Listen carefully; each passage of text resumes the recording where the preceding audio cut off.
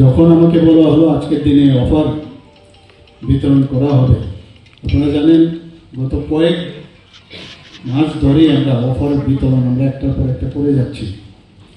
আবার আগামী দিনেও কিছুদিনের মধ্যে আবার অফারের ব্যবস্থা হচ্ছে।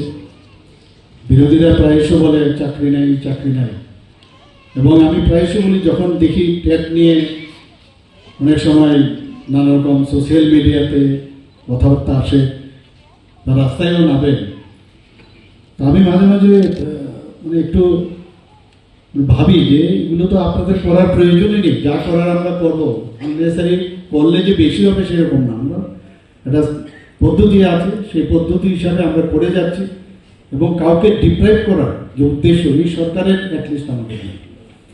এবং ট্রান্সপারেন্সির মাধ্যমে এই যে আজকে 228 জন নিয়োগপত্র যে আজকে দেওয়া হচ্ছে, এর মধ্যে 66 জন আন্ডার গ্রাজুয়েট টিচার এবং 162 জন গ্রাজুয়েট টিচার।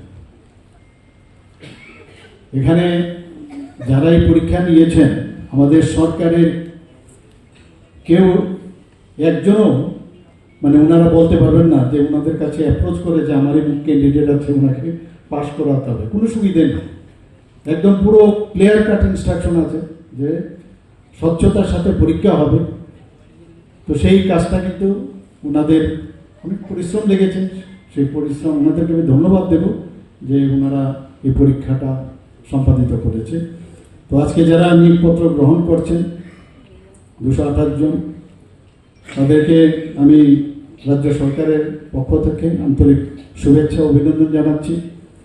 আপনাদের কর্মজীবন সুন্দর উজ্জ্বল হোক।